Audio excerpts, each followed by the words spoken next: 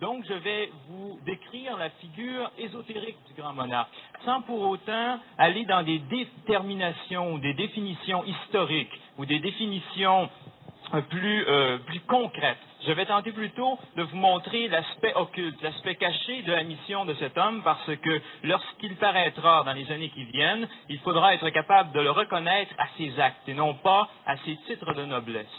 Le grand monarque, d'abord, ce n'est pas un homme.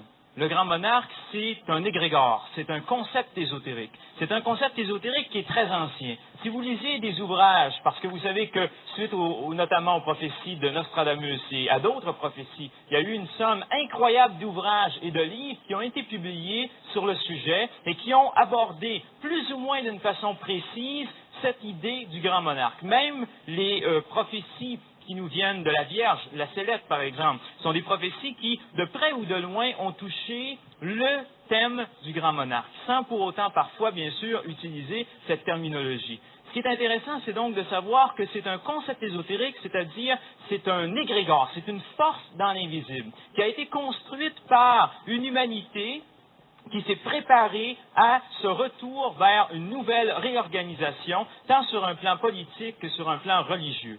Or, vous savez que le grand monarque est un homme qui doit régner sur un plan politique, c'est-à-dire qu'il doit régner sur un plan temporel, mais on sait dans toutes les prophéties qui en parlent qu'il va être également un grand chrétien, c'est-à-dire quelqu'un qui va réveiller le christianisme et qui va donc siéger en tant que roi d'une part, c'est-à-dire en tant que chef politique et temporel, mais aussi en tant que chef spirituel. Et c'est une dimension qui trop souvent est négligée lorsqu'on parle du grand monarque. Si vous voulez être dans la filiation, dans la tradition concernant cet égrégore, concernant ce corps mystique, vous devez savoir qu'il sera à la fois prince sur le plan temporel et prince sur le plan spirituel.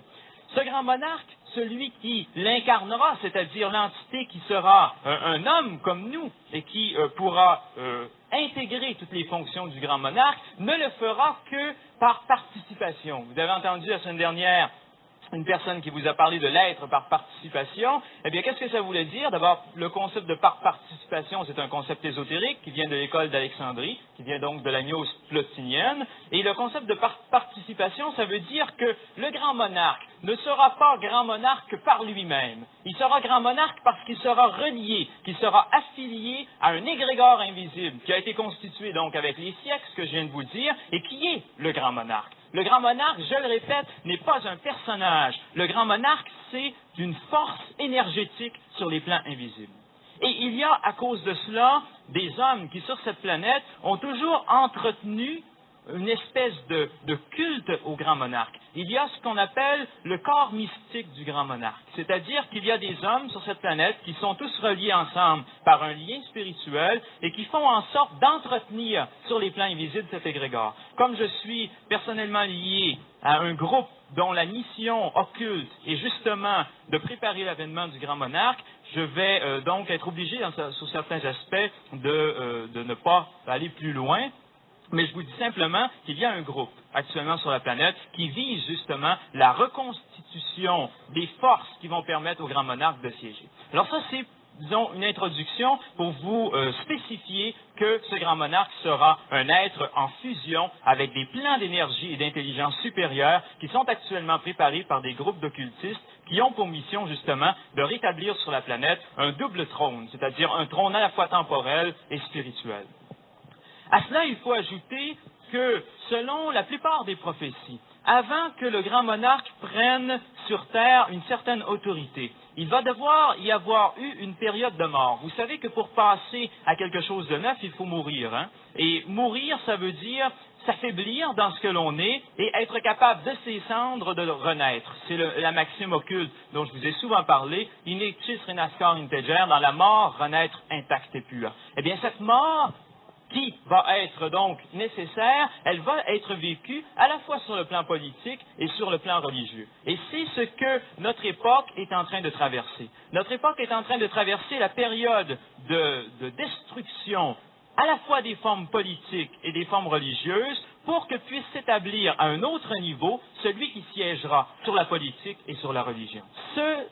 Sur l'aspect typiquement politique, que se passe-t-il? Eh bien, on sait, et j'ai beaucoup insisté dans les conférences précédentes là-dessus sur la politique cosmique, entre autres, qu'il y a actuellement des gens qui travaillent à détruire l'autorité politique sur la planète. La plus grande puissance de destruction et de mort au niveau de la politique planétaire, c'est la force de la démocratie, comme je l'ai souvent spécifié. Cette force de démocratie est contraire au concept qu'on appelle la monarchie. Ce n'est pas pour rien qu'on l'appelle le grand monarque. Il sera prince par la monarchie. C'est-à-dire qu'il sera prince par un régime politique qui veut qu'au pouvoir ne soit pas le multiple, mais l'unité. Monarchie, ça vient du mot monade, qui veut dire le un, l'esprit, l'unité. C'est l'esprit un, c'est l'unité qui devra siéger sur le peuple. Ça, c'est le concept même rattaché de manière politique au grand monarque. Donc, sur le plan politique, il y a actuellement des agrégations de toutes les formes monarchiques pour que de ces cendres-là puisse renaître une monarchie planétaire qui sera assurée par un homme et surtout par cet égrégore dont on vient de parler tout à l'heure. Donc, sur le plan politique, les forces de démocratie, les mouvements politiques divers font en sorte de détruire les dernières bases de la monarchie sur la planète. Sur le plan religieux, puisqu'il sera également prince sur le plan religieux, il y a également une destruction qui s'est amorcée d'une manière définitive au Concile de Vatican II, alors que l'Église romaine a commencé à sombrer dans une forme de décadence. Cette étape de destruction de l'Église romaine était normale parce que l'Église romaine a perpétué sur la planète l'Empire romain. Vous savez que le règne du Saint-Père à Rome est tout à fait comparable au règne de l'empereur romain d'autrefois. Et vous savez que le concept du grand monarque est très lié à l'Empire romain, puisque les premières prophéties autour du grand monarque sont arrivées tout de suite après l'effondrement de l'Empire romain. Alors l'Église de Rome, qui était une église hiérarchique, qui était une église dirigé, si on veut, par un empereur qui était le pape, un empereur divinisé, le pape représentant la présence de Dieu sur terre, eh bien, cette Église est en train actuellement de s'effondrer. Et suite à Vatican II, vous savez que le pape qui est issu de Vatican II, pratiquement, Paul VI, avait bien dit que déjà, il sentait que le terme de la mission qui lui avait été confiée était proche. Alors, c'est dans les années 70 que le pape Paul VI révèle cela. Le pape Paul VI, très souvent aussi, a parlé du diable qui s'infiltrait qui aurait gâté les fruits de Vatican II, etc., etc.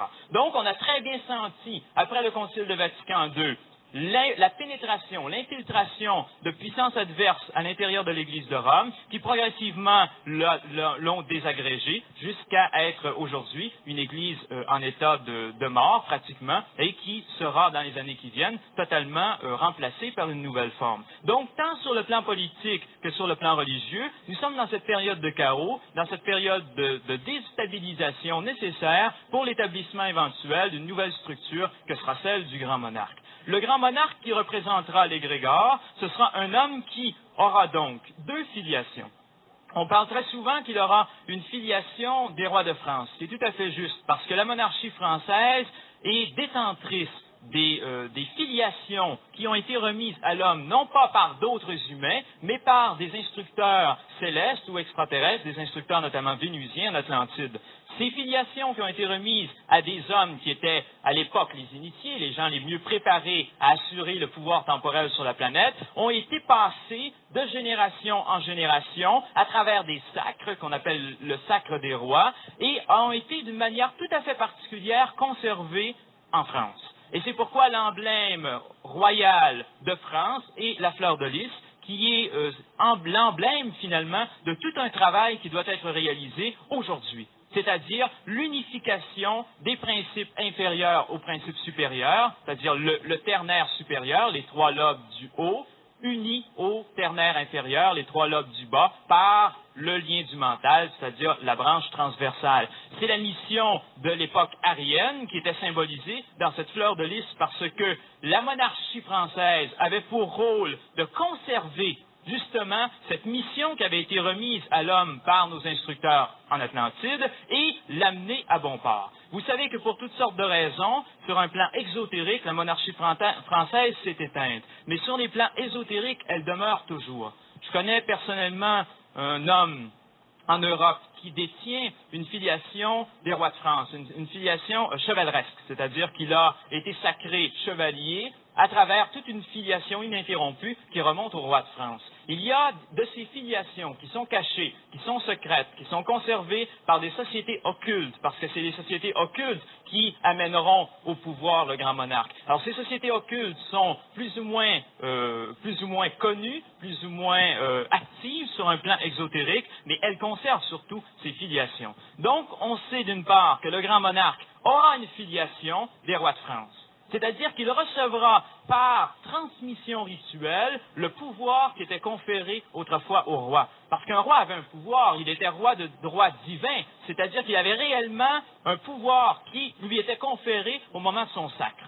Tant au niveau du chevalier, qui est, disons, un degré inférieur dans la royauté, qu'au niveau du roi lui-même, qui, justement, par cette transmission, est capable par la suite de siéger sur une nation et de siéger avec une certaine forme de connaissance. Évidemment, ça dépend de ce qu'on en fait. Une filiation, c'est toujours un germe qui est déposé en une personne, qui lui permet d'arriver à être roi, d'arriver à être chevalier. Ça ne fait pas de la personne un roi ou un chevalier. C'est ce qui explique les abus de l'histoire, c'est-à-dire c'est ce qui explique que des rois ont été tout à fait négatifs et qui ont été tout à fait contre le bien de la nation, parce qu'ils avaient certes en eux le germe pour exprimer une royauté qui était conforme au plan de la lumière, mais ils ne l'ont pas développé, ce germe. Donc, cette filiation, elle est conservée à l'état latent et elle est remise par succession aux différents rois et dans les chevaleries également, de telle sorte que, un jour, une personne qui est particulièrement bien préparée, autrement dit, une personne qui est une terre fertile et non pas un tas de roches ou une terre stérile, eh bien, cette personne, lorsqu'elle reçoit le germe, ce germe commence d'ores et déjà à germer, justement, et là, la personne peut commencer à exprimer des facultés qu'elle n'aurait pas pu exprimer sans la filiation.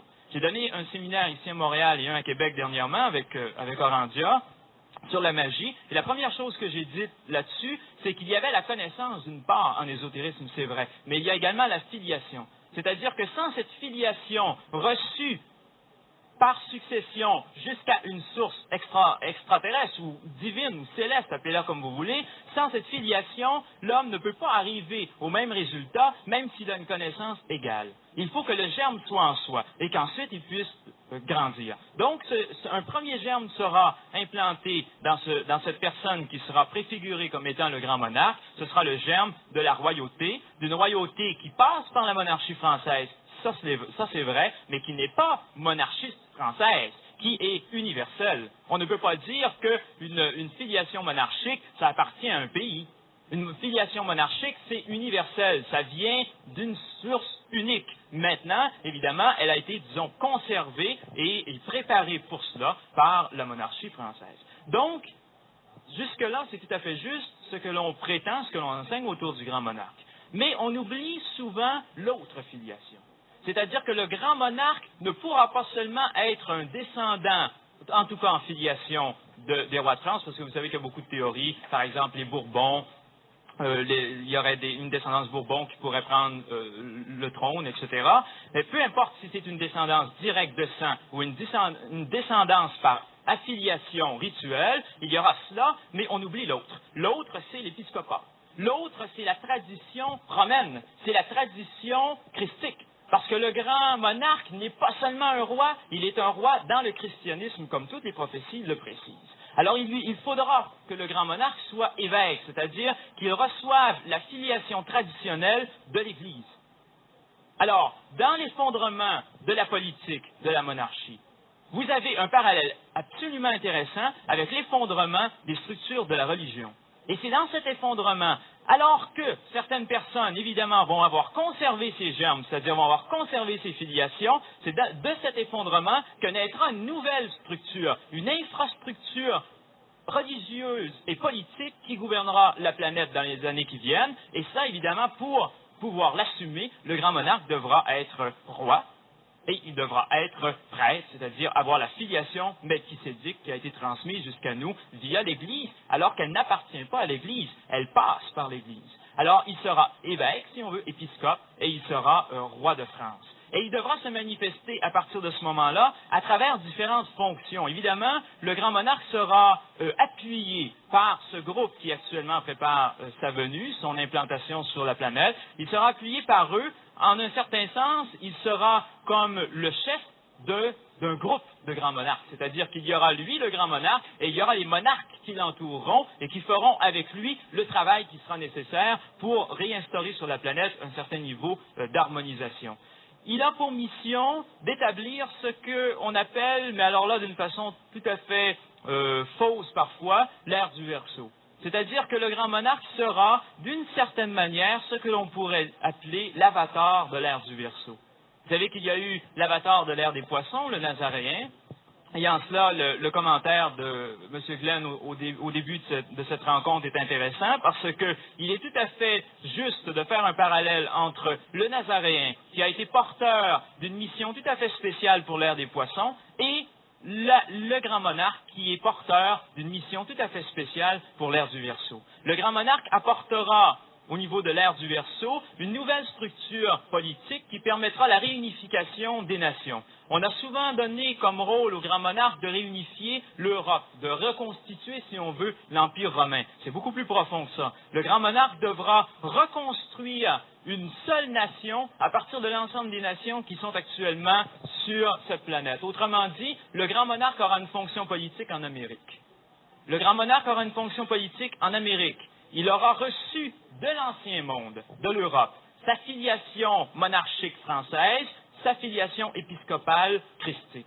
Et il travaillera et il construira en Amérique les bases d'une nouvelle nation, puisque vous savez que l'Amérique a été fondée spécifiquement pour constituer cette nation nouvelle qui sera celle qui prendra toute son essor dans l'ère du Verseau. L'Amérique du Nord, plus précisément les États-Unis, le Québec, le Canada, sont des lieux géographiques qui ont été préparés depuis très longtemps par la hiérarchie, ce qu'on appelle la hiérarchie, c'est-à-dire les entités qui veillent au gouvernement de la planète, ont été préparés depuis très longtemps pour que puissent se développer, à un moment donné, sur cette Terre, alors que les vibrations, l'éthérique, le monde astral est coordonné, programmé d'une façon très très précise, puisse se développer le creuset qui va permettre la réunification de l'ensemble des nations. Alors, il y aura réunification des nations en Amérique du Nord, et c'est déjà commencé avec le phénomène de cosmopolitisation, c'est-à-dire qu'il y a de plus en plus de gens des différentes nations qui viennent, qui s'unissent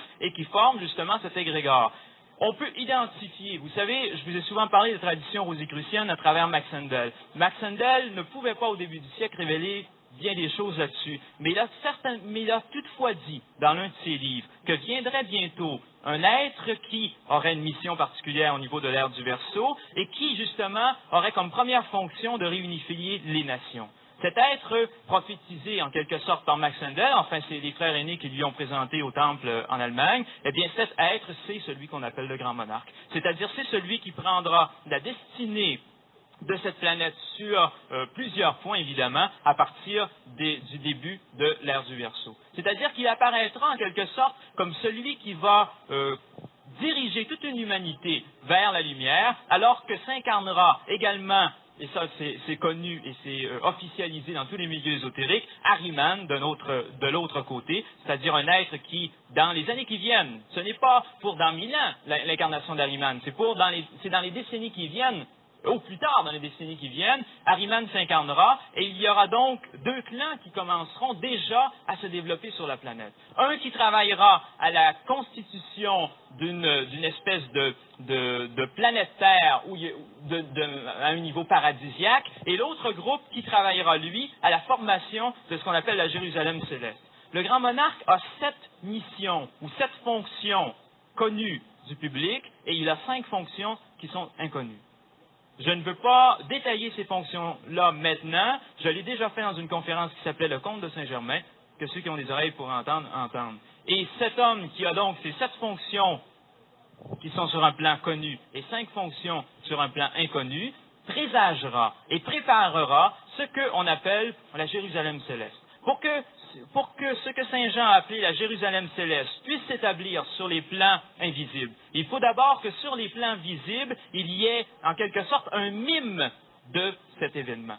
Et ce que grand monarque va faire, c'est, avec cet avènement de l'ère du Verseau, préparer tranquillement la constitution d'un gouvernement à la fois temporel et spirituel.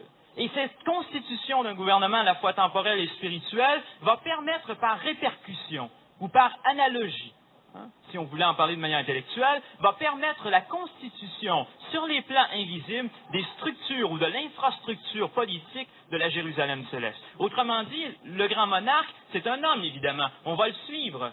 C'est-à-dire que ce sera un maître authentique. Vous savez qu'un maître, ce n'est jamais quelqu'un qui donne des ordres, ce n'est jamais quelqu'un qui même répond à des questions. Le maître, c'est celui qui vous rencontre, qui irradie sa lumière et qui vous donne certaines clés que vous devez vous-même ensuite trouver, que vous devez vous-même appliquer à votre vie courante, que vous devez vous-même appliquer dans les circonstances de votre quotidien. Le maître ne vous dira jamais, eh bien, face à telle situation, faites ceci. Le maître va vous transmettre simplement des clés générales, des clés universelles que vous devrez vous-même adapter à votre situation. Le maître, ce n'est jamais lui, ce n'est jamais celui qui va vous ordonner quoi que ce soit. Le maître ne fait que suggérer des choses. Et ce maître en particulier va précisément avoir cette fonction. On va le reconnaître au fait, premièrement, qu'il ne s'imposera pas comme une autorité. Par lui-même, par les mots, par des gestes. Mais, évidemment, sa simple présence va faire qu'on va le reconnaître comme une autorité.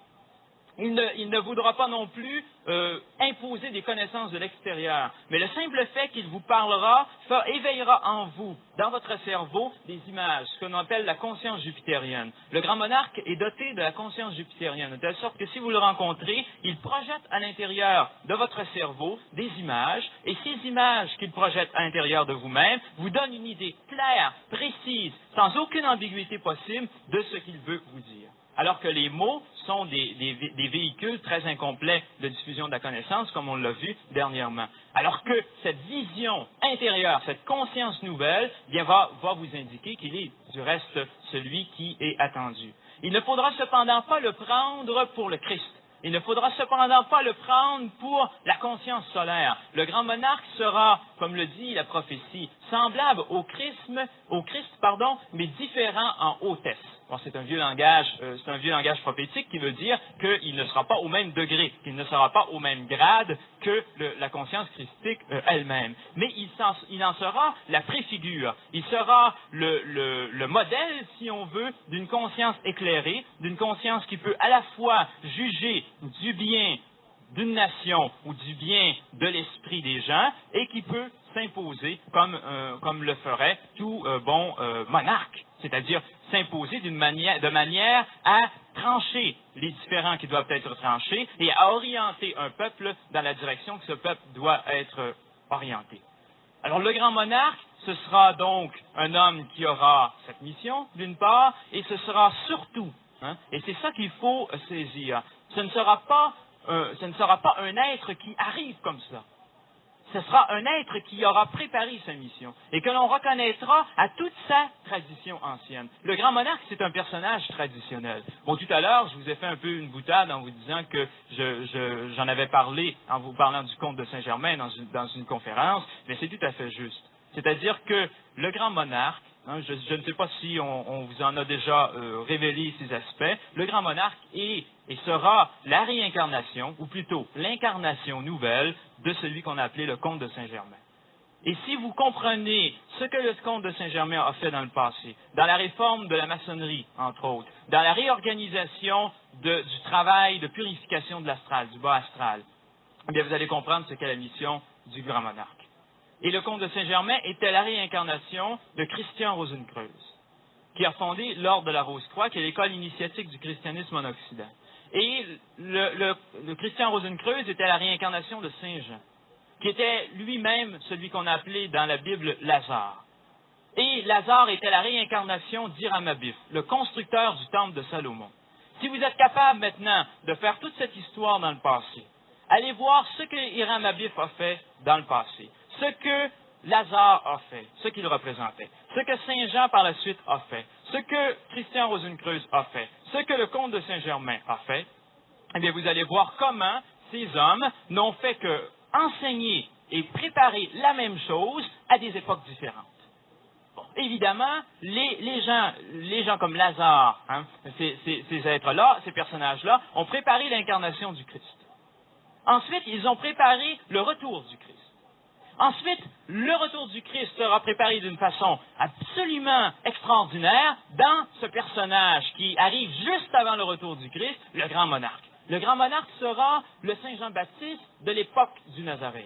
C'est-à-dire, ce sera celui qui n'enseignera pas que le retour du Christ arrive, etc. Mais ce sera celui qui, par ses gestes, fera en sorte qu'on verra en action ce qu'on a toujours appelé d'une manière abstraite la conscience christique. La conscience christique sera en action sous nos yeux par la manifestation des gestes que posera le grand monarque. Le grand monarque est le précurseur. Le grand monarque est le précurseur du retour de la conscience christique qui aura lieu dans l'ère qu'on appelle l'ère du Capricorne. Et c'est l'ère du Verseau qui permettra cette préparation nouvelle, et c'est le grand monarque qui la matérialisera ou la concentrera tant sur un plan politique que sur un plan religieux. Et c'est pourquoi c'est un sujet qui est très important. Et c'est pourquoi c'est également un sujet qui est tabou et sur lequel on ne peut pas aller trop loin, parce que c'est un programme qui est secret. Vous vous rendez bien compte, bon, évidemment, il y a une littérature très abondante aujourd'hui sur le concept du grand monarque. Et heureusement, c'est une littérature qui amène la confusion. C'est-à-dire que si vous lisez tous les livres qui sont écrits sur ces sujets, ensuite vous êtes certain de ne plus comprendre la mission du grand monarque. Et ça, c'est merveilleux, parce qu'on ne doit pas actuellement en saisir trop d'une manière intellectuelle les différentes fonctions. C'est très dangereux d'intellectualiser la mission du grand monarque. Comme c'est très dangereux d'intellectualiser le Christ ou le retour du Christ ou ces choses-là. Il faut laisser ces événements se produire. Il faut laisser ces événements se manifester. Évidemment, la prophétie, elle est là pour préparer l'intelligence. Elle est là pour préparer la conscience à réaliser, lorsque le temps sera venu, cette chose. Et surtout, elle est là pour que l'homme puisse, par le fait qu'il visualise ce grand monarque, par le fait qu'il attend un messager, qu'il puisse hâter la venue de ce messager. Mais au-delà de cela, les aspects très techniques de sa manifestation ne peuvent pas être révélés. Vous vous rendez bien compte que si ces aspects techniques étaient révélés, la mission même du grand monarque serait, en quelque sorte, mise en danger. Parce que ce sont de ces êtres qui ont besoin du plus profond anonymat pour leur préparation. C'est un peu l'équivalent de ce qui s'est produit à l'époque du Nazaréen. Là, il faut faire des parallèles absolument fondamentaux à ce niveau-là. C'est ce qui s'est un peu produit au niveau de l'époque du Nazaréen, alors que lorsque le roi Hérode a su que le Nazaréen était né, que ça devait être un messager de la conscience christique, qu'est-ce qu'il a fait? Il a ordonné qu'on le tue. Et qu'est-ce que les parents du Nazaréen ont fait? Ils l'ont amené en Égypte, c'est-à-dire ils l'ont amené dans une terre qui était déjà connue, dans un lieu secret.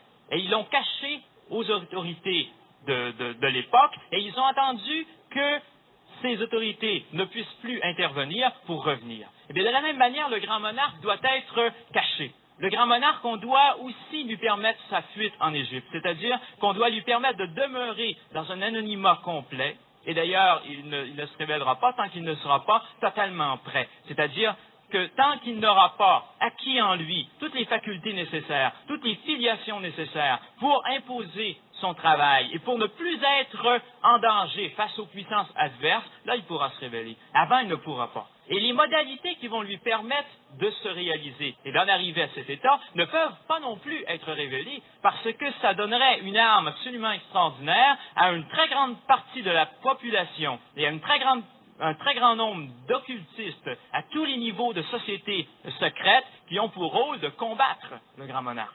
Bon, de plus en plus, on entend parler dernièrement du rôle politique des sociétés secrètes. Le rôle politique des sociétés secrètes est indiscutable. Mais il y a tout un groupement de sociétés secrètes qui visent à ce que cet avènement de la préparation de l'ère du Verseau, donc de l'établissement d'un nouveau royaume, qui est le royaume de la Jérusalem céleste, il y a tout un gouvernement qui lutte contre ça. Alors, toutes les données occultes, très sérieuses, très profondes concernant le grand monarque ne peuvent pas être transmises publiquement. Elles ne peuvent pas être transmises, d'ailleurs, à personne, sauf à ceux qui sont les outils dans la manifestation, dans la préparation de ce grand monarque. Alors, il faut réaliser une chose qui est très importante. On a cru et on croit de plus en plus que l'enseignement ésotérique est révélé publiquement. Ça, c'est tout à fait faux.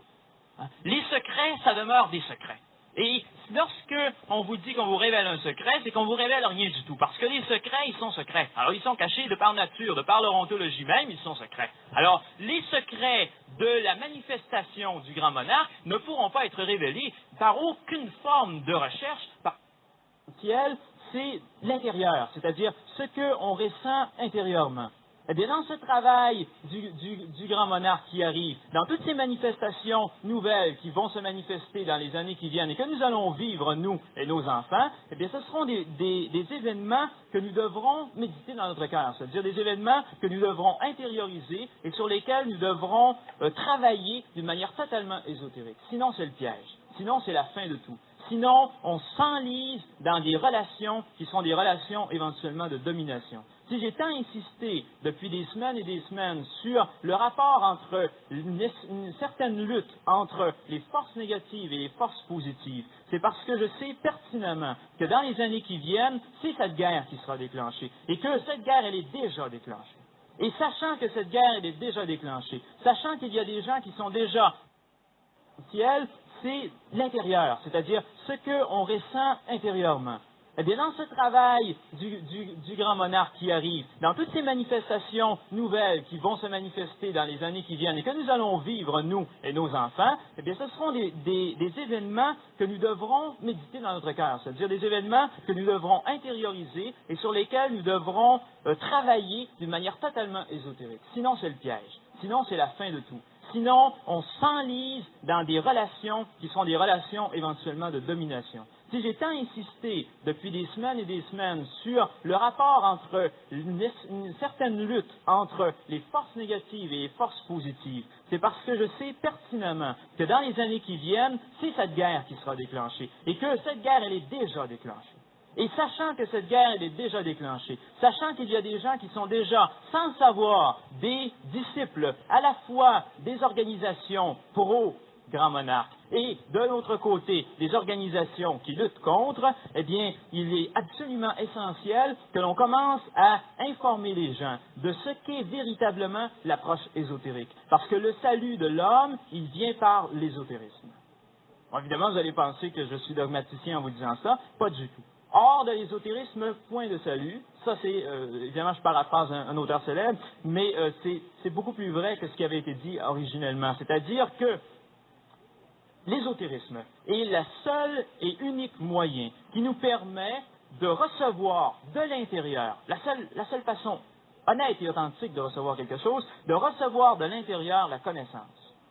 Tous les livres qui sont écrits, tant sur le grand monarque que sur d'autres domaines, tous les discours, toutes les conférences que vous entendez n'ont de sens que si vous intériorisez ce que vous avez reçu et que vous en faites votre propre chair, votre propre sang, votre propre esprit. Si vous n'êtes pas capable de faire cela, vous n'êtes pas dans l'ésotérisme. Et dans les années qui viennent, beaucoup de gens qui se mettent l'étiquette d'ésotérisme vont en fait œuvrer comme des gourous pour vous manipuler.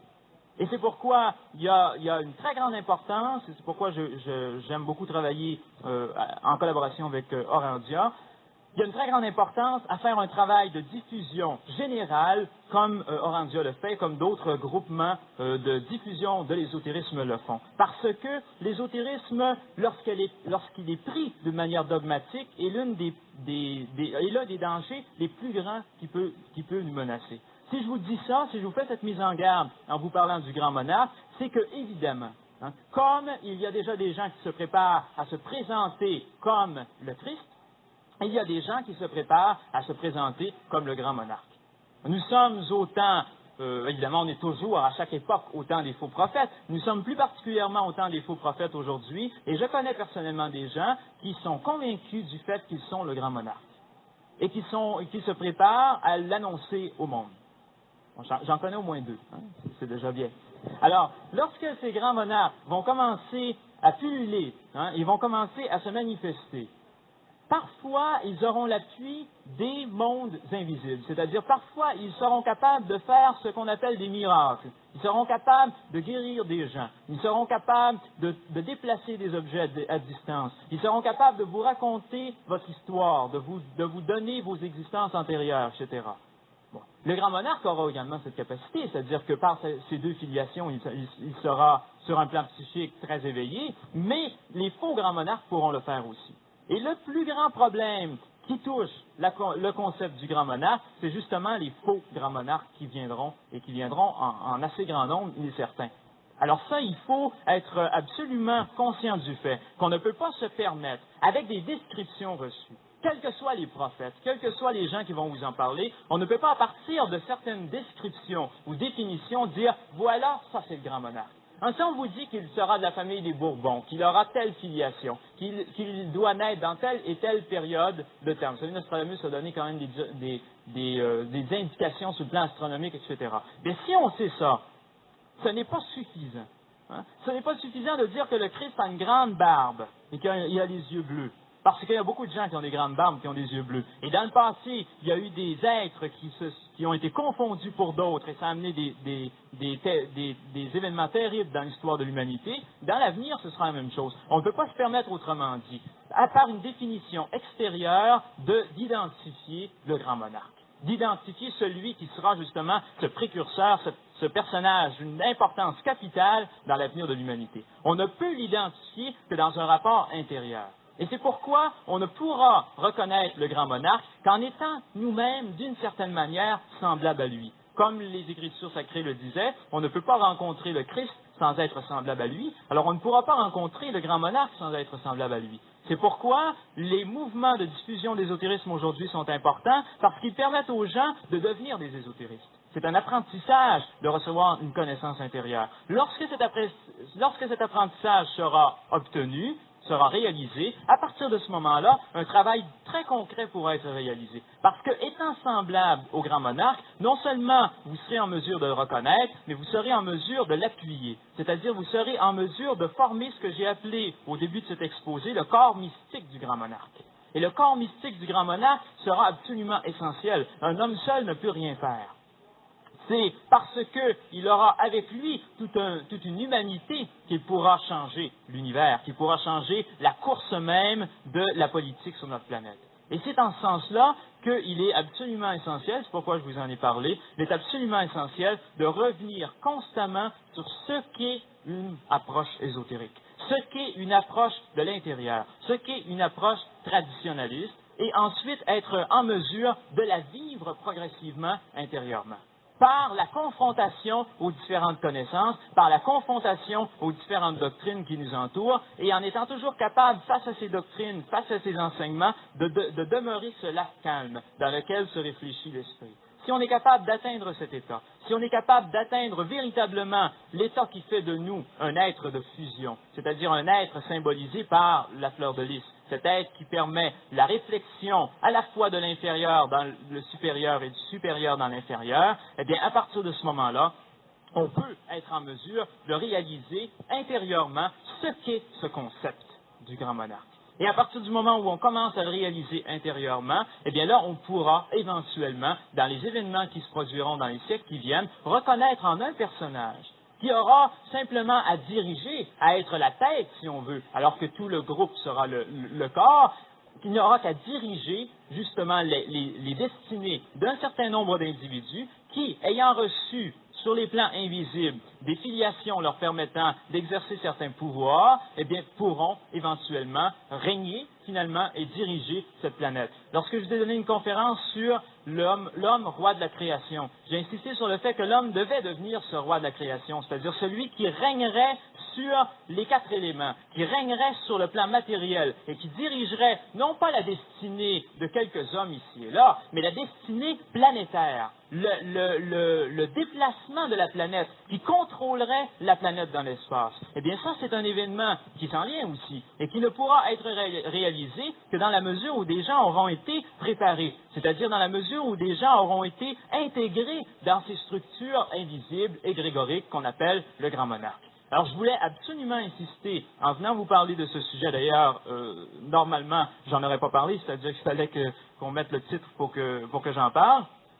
Je voulais absolument insister sur le fait qu'il ne faut pas considérer que dans l'avenir, il y aura un grand monarque en dehors de nous. Il n'y aura de grand monarque que dans la mesure où, par participation, nous serons tous, en tant que groupe humain, un modèle, si on veut, un lieu de naissance de cette entité. Cette entité ne naîtra que lorsque les temps seront prêts, c'est-à-dire lorsque les hommes se sont préparés et pourront assurer une matrice qui soit correcte pour la naissance de cet individu. Le problème, c'est qu'on attend un Messie. Bon. Attendre un Messie, il n'y a rien de plus, d'abord, contraire à ce que l'on doit faire en tant qu'ésotériste, et il n'y a rien de plus dangereux aussi. On ne doit pas attendre un Messie, on ne doit pas attendre le grand monarque. Je viens de vous décrire toutes ses facultés extraordinaires, tout le travail qu'il fera. Bon, on ne doit pas l'attendre comme quelqu'un qui va venir nous sauver. Ça, c'est une attitude passive, c'est une attitude négative, et c'est une attitude qui fait de nous simplement des pauvres automates dans les mains de soi-disant gourous ou Messie. Ce que l'on doit faire, c'est créer le Messie. Ce que l'on doit faire, c'est générer cet être. Cet être-là ne vit pas, ne peut pas prendre forme sans qu'on l'ait construit sur les plans invisibles, c'est-à-dire sans qu'on soit devenu cet être et qu'on ait généré la matrice nécessaire pour qu'il naisse. Ça, c'est important. Bon, le Christ n'aurait pas pu naître sur cette planète s'il n'y avait pas eu pendant des millénaires des initiés qui ont préparé la venue d'Ahura Mazda à travers la prophétie de Zoroastre. Eh bien, de la même manière, cet être qu'on appelle le grand monarque ne pourra pas se manifester sans qu'il y ait des groupes, des hommes qui puissent préparer cette arrivée de ce grand monarque par la prophétie qu'on en a eue et par les données ésotériques que l'on connaît là-dessus. Autrement dit, l'homme qui a une importance dans l'histoire, c'est celui qui a été construit par son histoire. C'est celui qui a été construit par les gens de l'époque et par le travail invisible de plusieurs sociétés occultes qui sont derrière et qui permettent justement son avènement. Et c'est en ce sens-là que les sociétés occultes sont importantes et c'est en ce sens-là que les ésotéristes doivent être conscientisés parce qu'ils sont mis face à des responsabilités qui sont très grandes. Et on ne peut plus se permettre de remettre nos responsabilités dans les mains d'un autre. Il faut prendre nos responsabilités en main et former cette entité. Alors, autrement dit, si on veut parler du grand monarque d'une manière traditionnelle, on ne peut que dire aux gens, devenez le grand monarque, collectivement. Ensuite, de cette collectivité, pointera la tête, c'est-à-dire celui qui est le plus préparé, et lui régnera d'une façon particulière, parce qu'il faut évidemment qu'il y en ait un qui puisse diriger les choses. Comme dans tout groupe, il faut un leader, il faut un président, ainsi de suite, président d'assemblée. Alors, il ne sera que président d'assemblée. Il ne sera que celui qui représentera le vouloir, la volonté d'une collectivité. Et c'est en cela, je pense, que la présentation que je fais maintenant du grand monarque est un petit peu différente parce qu'elle est typiquement traditionnelle, dans le sens où le grand monarque n'est, à proprement parler, que la manifestation, la cristallisation, en quelque sorte, d'une volonté collective. Et si nous sommes suffisamment forts à l'échelle de la planète pour avoir cette volonté collective d'un homme qui va rétablir une autorité tant sur un plan spirituel que sur un plan temporel, et qu'on est préparé par le travail de ce que j'appelle l'entraînement ésotérique à le réaliser, eh bien cet homme pourra naître. Cet homme ne sera en fait que notre propre messager, et non pas le messager de quelque chose d'extérieur qui vient imposer à l'homme des directives pour ceci ou pour cela. Il sera le porte-parole d'une humanité qui, elle, est préparée. Il ne faut pas croire que des entités comme celle-là sont les porte-paroles d'énergie autre, d'énergie extérieure. Ce sont toujours les porte-paroles, lorsqu'ils sont des maîtres authentiques, d'une époque, d'une pulsion intérieure qu'un peuple vit. Et c'est en ce sens-là que le peuple est important. Le peuple n'est pas important pour aller au bulletin, pour aller remplir le bulletin de vote. Le peuple est important parce qu'il constitue son chef, parce qu'il génère, il sécrète par osmose son chef de par son travail au niveau de la pensée, au niveau des émotions et au niveau physique. Donc ce grand monarque sera le résultat tout à fait probant d'un travail qui aura été fait par une humanité pour préparer cette chose. Et les gens qui sont actuellement en train de préparer sa venue, eh bien, ce sont des gens qui travaillent justement dans les directions que je vous ai longuement indiquées dans des conférences précédentes, c'est-à-dire les directions d'une réorganisation politique à l'échelle planétaire et les directions de la fusion entre l'Église exotérique et l'Église ésotérique pour constituer une filiation qui soit harmonieuse au niveau de la tradition christique sur la planète. Et l'union de la filiation de la tradition christique et de la filiation monarchique temporelle permettra l'avènement de ce qu'on appelle le Melchisédek, c'est-à-dire la conscience à la fois temporelle et religieuse, spirituelle, d'un gouvernement politique sur la planète. Voilà ce qu'est le grand monarque, ce que les aspects de ce que je peux vous transmettre concernant le grand monarque dans la vision traditionnaliste et dans la vision Rose-Croix que je représente donc ici au Québec. C'est un être qui aura pour mission de refusionner à ce début de l'ère du Verseau le temporel et le spirituel, et il pourra le faire en Amérique qu'en ayant été investi de l'autorité monarchique et religieuse qu'il aura reçue dans les territoires européens, où dans l'ancien monde, la filiation s'y trouve d'une façon totalement probante. Alors qu'en Amérique, la filiation, elle nous vient de l'Europe. Elle nous vient de l'Empire romain pour la religion, elle nous vient de la France pour la monarchie.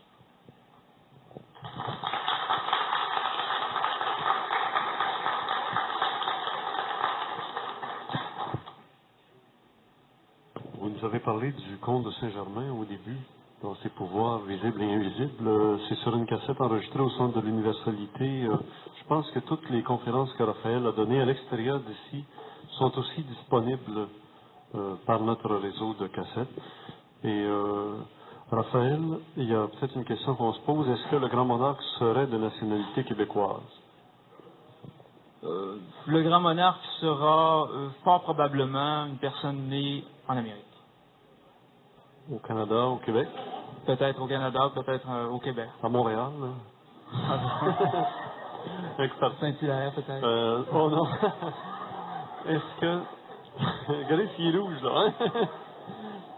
Il n'y a pas que je dise à Sherbrooke, peut-être. Oui. Et de ce côté-là, il y a des gens qui parlent d'un oriental aussi dans certaines prophéties. Il y a un être en Orient qui est né en février 62, le 4 février 62, alors qu'il y avait une conjonction très importante de planètes dans le signe du Verseau. Et c'est un être qui aura une certaine mission dans l'organisation de l'ère du Verseau, mais dans un plan beaucoup plus lié à l'intégration de l'Orient dans l'Occident.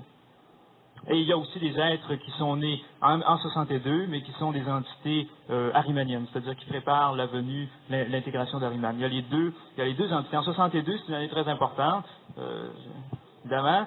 C'est une année très importante, pas le mois d'octobre, le mois de février, parce qu'il est né justement des êtres à la fois qui ont la responsabilité d'amener la constitution du retour du Christ par le grand monarque, et l'autre catégorie qui est l'incarnation d'Ariman. Mais il y a un personnage très important, en effet, né en Orient, le 4 février 62, qui devrait se manifester dans les années qui viennent. Raphaël Tailleur est né quand? Né le 31 octobre 62. 62. Pas trop loin, là. C'est que les années 60 ont été des années de transformation. On a connu la Révolution tranquille, des choses comme ça. C'est une année de transformation sur les plans visibles comme invisibles. Une nouvelle étape, si on veut. Votre retournée en Europe, le but de retourner en Europe, c'est en dehors de donner des conférences. Est-ce qu'il y a un but de rapprochement de cette information concernant l'arrivée du grand monarque? Il y a un but ésotérique dont je n'ai pas parlé à personne, sauf avec la personne qui vient avec moi en France. Lorsque je reviendrai, je vous promets, disons, les premiers résultats de cela. Je viendrai vous les donner. Vous revenez quand? Je reviens le 4 décembre.